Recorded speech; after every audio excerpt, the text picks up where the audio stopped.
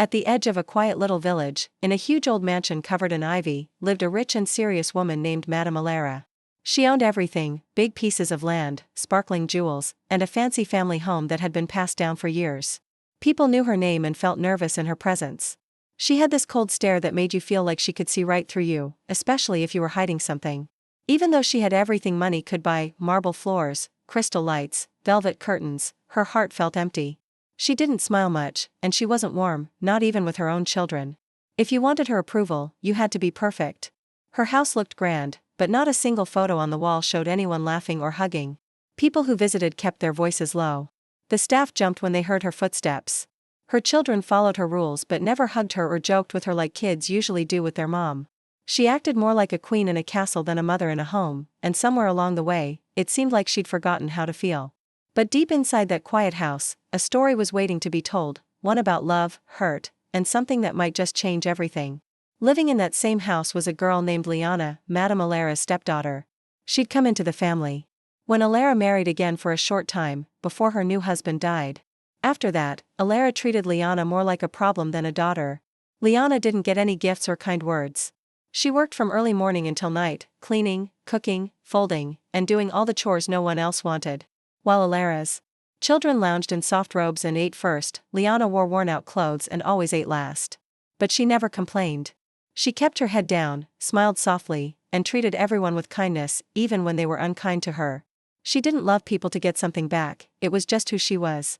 She brought warmth to a cold house, like a small candle in a dark room. Meanwhile, Madame Alara's own children, 2 sons and a daughter, lived comfortable lives. They had been given the best of everything, and they knew their mother's wealth would one day be theirs. In public, they looked polite and charming, but behind closed doors, they were selfish and full of pride. Still, Alara adored them.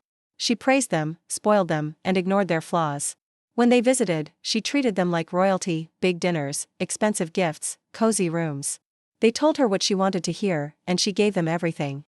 But when Liana made a small mistake, Alara would yell so loud the whole house would hear. And when her children did worse, she just smiled and let it go. To her, being family meant more than being kind.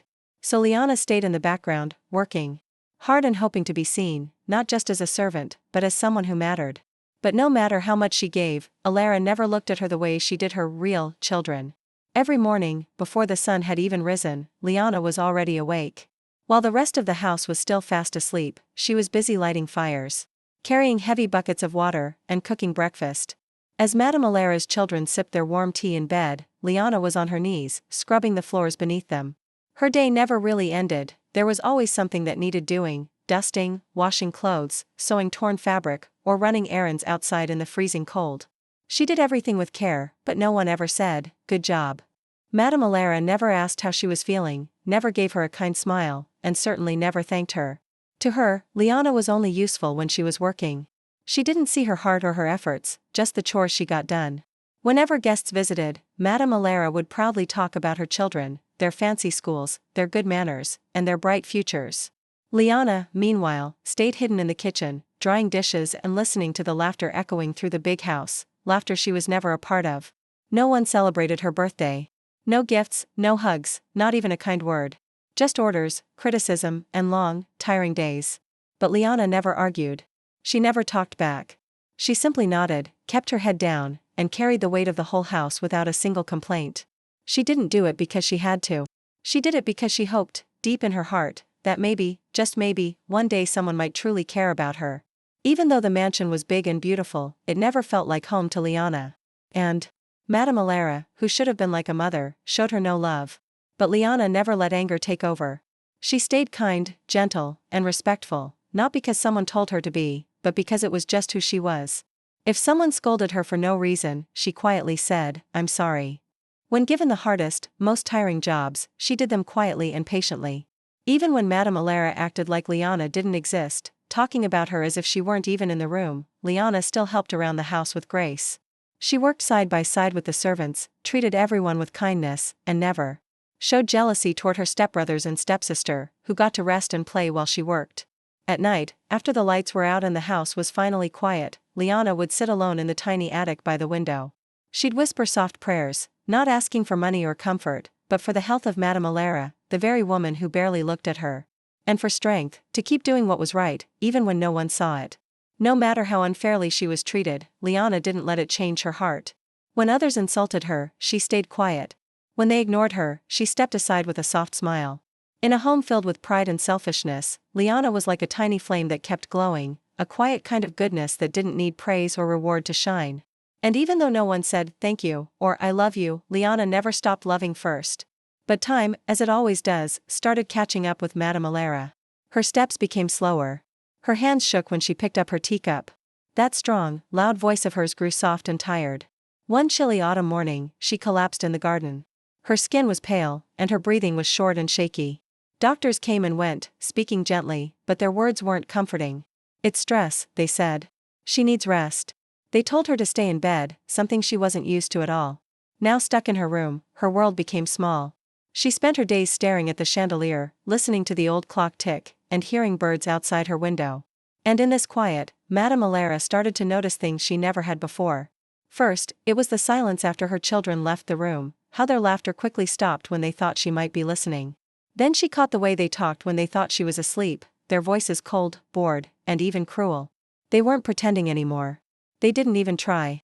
One afternoon, she overheard her oldest son say, "She doesn't have much time left. We should start talking about the will." Another added, "She's had a long enough life. It's about time we get something from it." Those words hurt more than her illness ever could.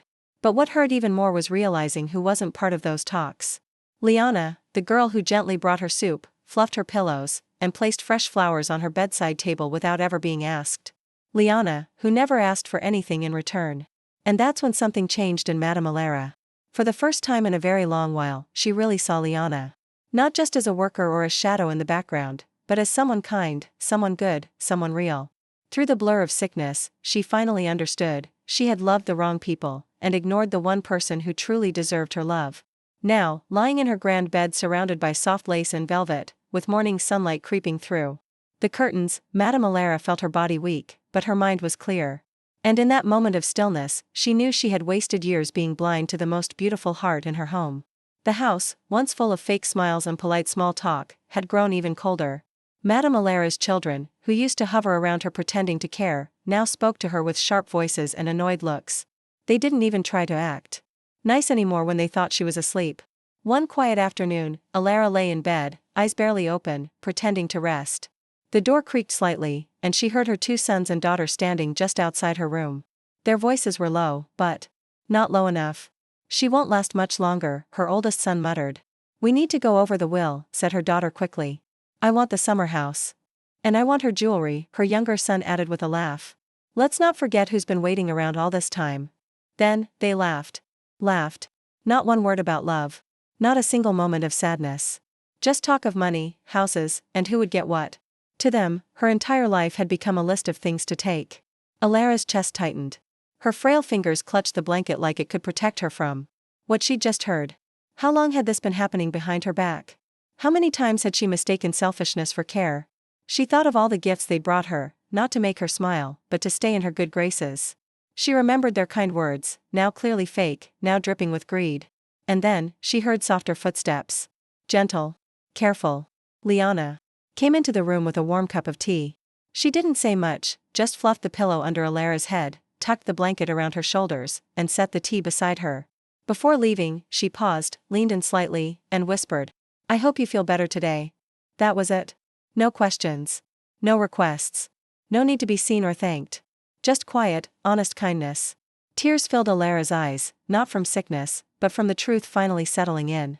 For the first time in her long, tightly controlled life, she saw clearly. Her children loved her money. Liana loved her. After that day, Madame Alara couldn't rest. Not in her bed, and not in her heart. Her thoughts kept swirling, restless and loud. The faces of her children, once so familiar, now seemed unfamiliar, like strangers who had worn masks too long. Every memory she revisited now looked different. She saw the cracks. The coldness behind the charm. The carelessness hidden beneath sweet voices. For the first time in her life, Alara felt something she had always pushed away, doubt. Had she been wrong all along? She thought of Liana, gentle Liana, with tired hands and kind eyes. The girl who had never once asked for anything, never demanded attention. The one who left food by her door without needing to be told, who sometimes just sat quietly nearby, like a guardian no one noticed. Liana had never claimed love. She had shown it. And that thought made Alara's chest ache. What if the child she pushed away was the only one who truly cared? What if love wasn't about blood, but about loyalty? What if she had given everything to the wrong people, and nothing to the one person who truly deserved it? Lying in her silent, velvet-draped room, Alara reached for the pendant around her neck and held it close. Her voice was weak, but steady when she whispered to the empty air, "Who really loves me?" There was no answer. Just the quiet ticking of the clock. But even in that silence, something shifted. A seed of truth was planted, one that would soon grow into something bold, something final. She couldn't ignore it anymore. The doubt had turned into a need, to know for certain, to see for herself what was real and what had been a lie. She needed more than words. She needed proof. So, Madame Alara made a decision. That night, she called Marta to her bedside, the one servant who had stayed by her side for over 20 years. Marta had seen everything. She had watched the children lie, and she had seen Liana's quiet heartbreak, day after day. When Alara shared her plan in a weak whisper, Marta didn't ask questions. She simply nodded. And the very next morning, word raced through the mansion like wildfire: Madame Alara was dead. Marta's hands were shaking as she spoke, her voice full of fake sadness. She told the staff to lower their heads, pulled the curtains shut, and gently placed a sheet over the old woman lying still in bed, just like they had practiced. Alara lay quiet in her large bed, barely breathing, her heart beating fast. Under the lace covering her face, she wasn't asleep, she was wide awake, listening carefully, waiting for what would happen next. Soon, the door creaked open. Her children walked in, one by one. None of them wore black. None of them cried. No one said a prayer. No one even paused in silence. Instead, they laughed. Real, careless laughter. The oldest son slapped his brother on the back. Finally, he said. Now we can start splitting everything up. I want the house, the daughter said with a grin. And the family jewelry. I earned it. She's not even cold yet, one of them joked. Let's drink to our freedom. Every word felt like a knife. Then came a different sound, footsteps, slow and unsure. Liana walked in. The moment she saw the covered figure on the bed, her legs gave out. She fell to the floor, sobbing, her hands shaking. As she reached for the still hand under the sheet, "Why now?" she cried. "Why didn't you ever say you loved me? I would have kept loving you anyway." Her pain was real. Her tears weren't for show.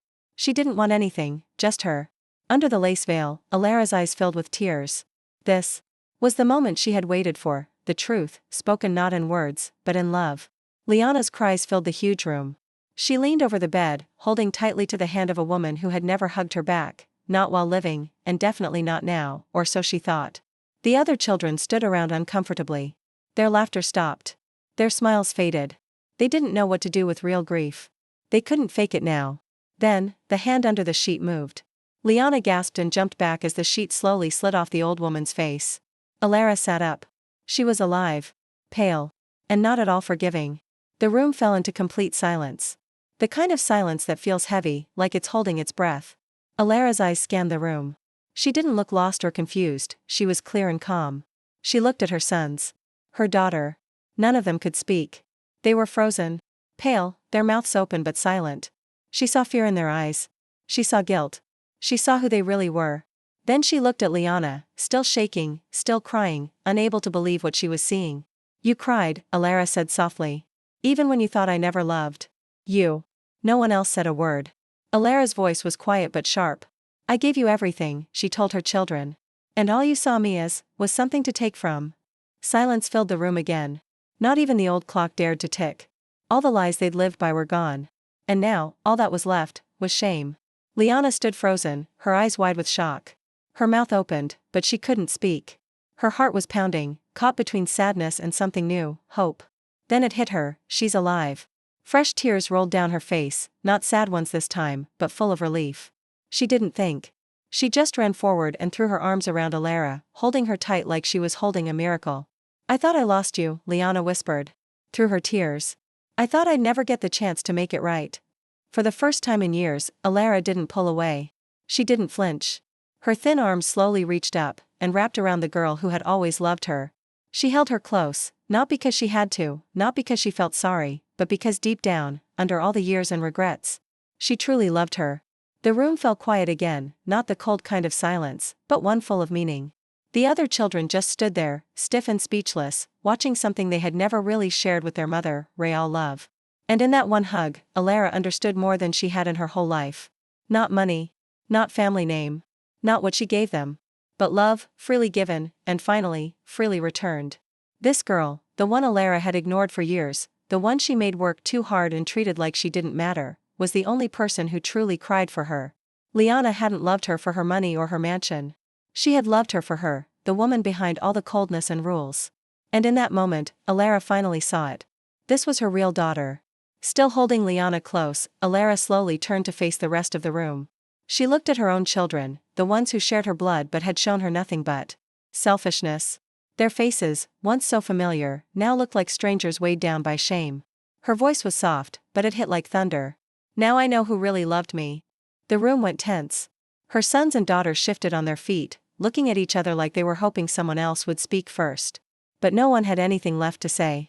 She turned to Liana, her eyes warm. You cried, she said. Not because of what you might get, but because your heart hurt. You cried because you loved me, even when I gave you nothing back. Alara gently pulled away from Liana and stood up. Her body was still frail, but something strong and steady showed in the way she stood, like her words were holding her. Up now. She stepped toward her children. And the rest of you, her voice sharpened. You laughed when you thought I was dead. You started picking through my things like hungry animals. You didn't mourn. You didn't care. You just wanted stuff. They tried to mumble some kind of excuse, but she held up her hand. Just one small gesture, and they stopped. I gave you everything, she said coldly. And you gave me nothing but emptiness. Her eyes, once tired, now burned with clarity. From this moment on, you get nothing. Not a single coin. Not one room in this house. Not even your names in my will. You're no longer my heirs.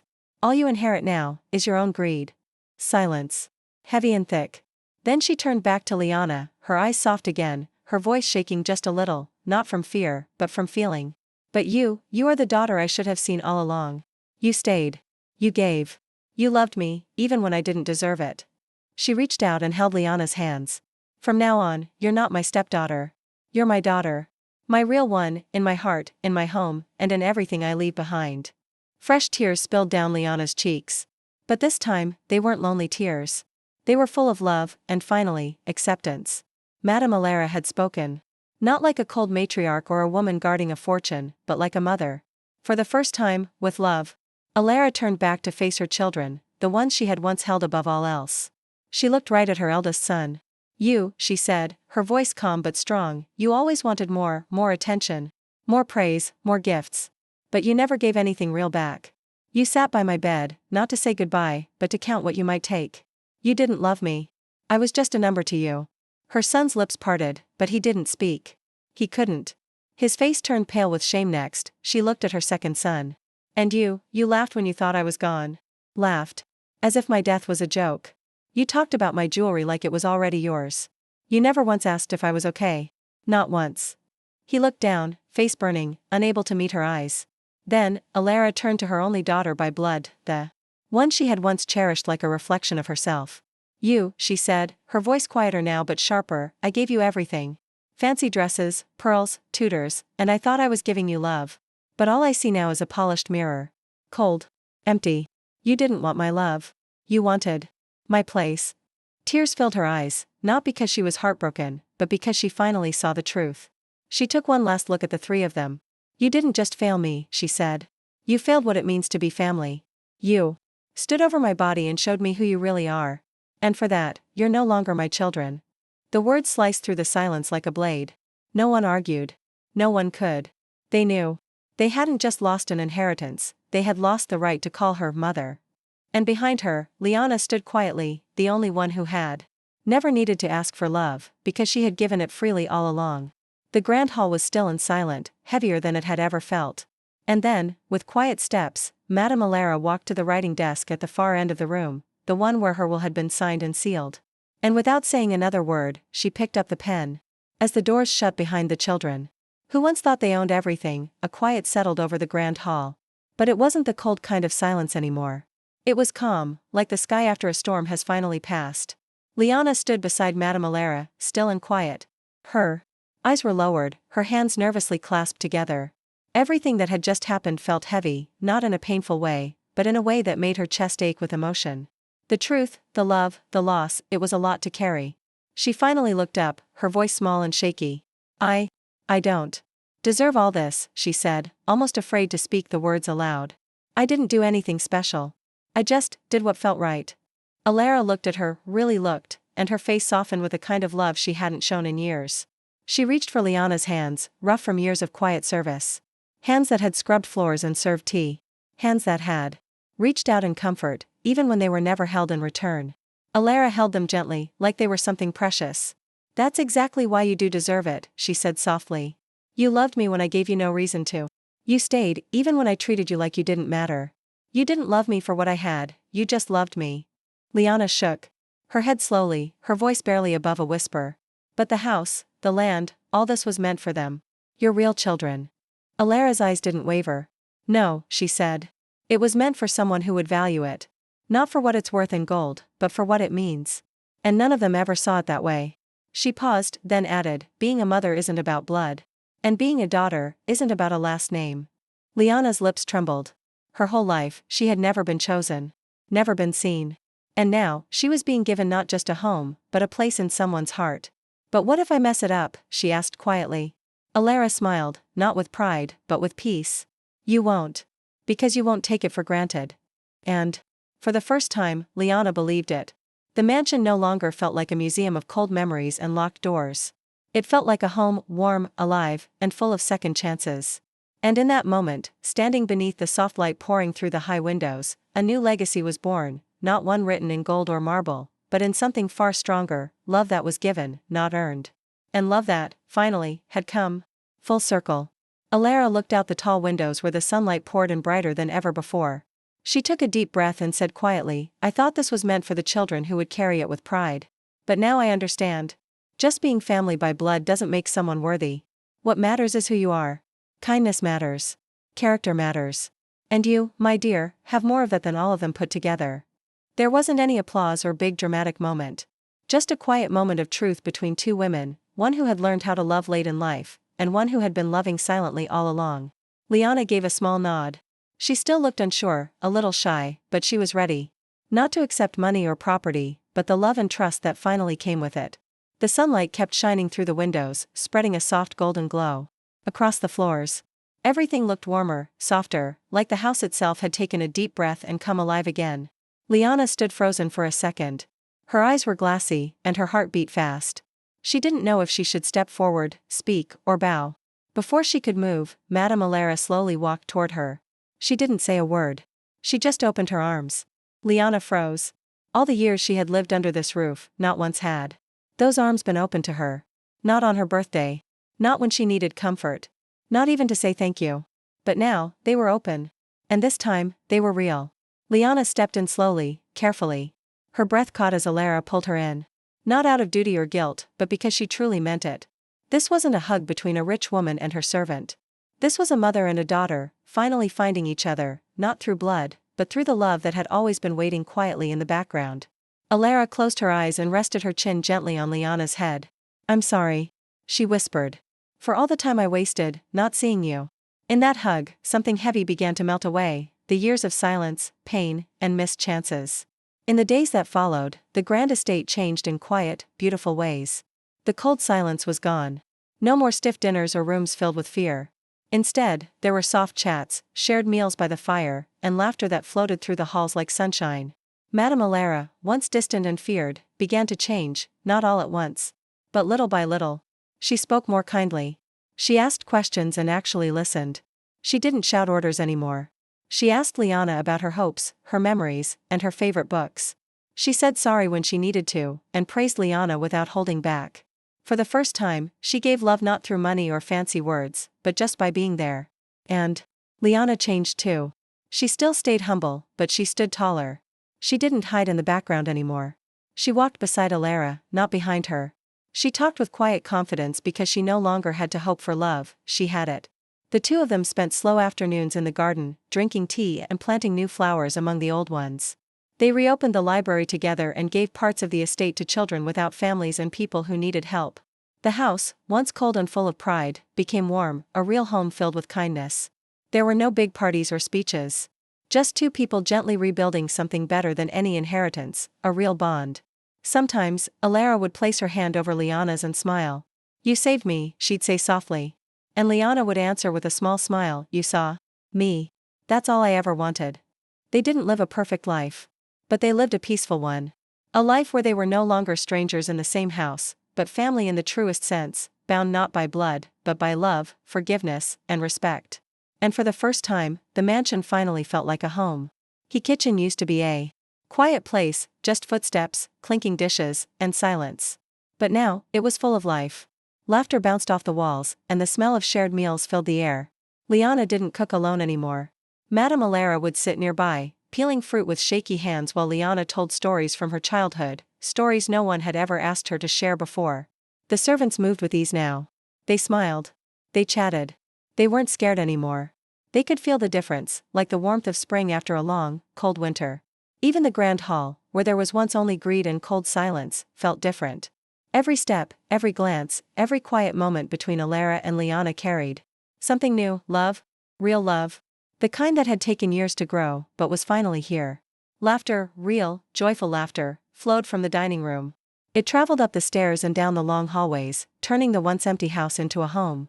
One evening, as the sun slowly set behind the hills, the whole estate glowed in soft golden light.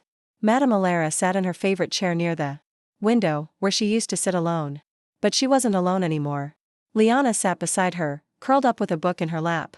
A small lamp lit the space between them, casting a gentle glow. The room was quiet, but it didn't feel empty. It felt full of peace, comfort, and the kind of love that didn't need to be explained anymore. Alara looked over at Liana. Not the quiet girl who once served in the background, but the strong, kind woman who now sat beside her. And in that moment, she didn't see a servant. She saw the person who had changed her life. The one who had healed her heart. After a long pause, Alara spoke. Her voice was soft and full of feeling, like she was finally saying something she'd kept inside for too long. "Sometimes," she whispered, "the child you choose with your heart is stronger than the one you're born to." Liana looked up at her. Her eyes were shining, and though she didn't say a word, her smile said everything. They sat there, side by side, not as strangers sharing a house, but as true family. A family built on love, not blood. Outside, they could hear children laughing in the garden. The roses were blooming again. The wind was soft and gentle. The mansion wasn't cold anymore. It was alive. And so were they. Later, the old woman sat quietly by the same window, watching the breeze dance through the garden she had once tended. With stiff hands and a guarded heart. She had given her name, her home, her time. But for so long, she hadn't given her love, not truly. Not until now. "Love doesn't come from blood," she said softly, as if speaking to the memories and regrets that lingered in the corners of the room. "It comes from what we do. From how we choose to care." A faint smile touched her lips. "Sometimes, the child of your heart is stronger than the child of your blood." She placed a hand gently over her chest, feeling a warmth she had almost forgotten was possible. "In the end," she whispered, "it's not money or names that matter. It's the truth. The honesty. The love that stays." And with that, the room, and the woman inside it, felt full of life once again.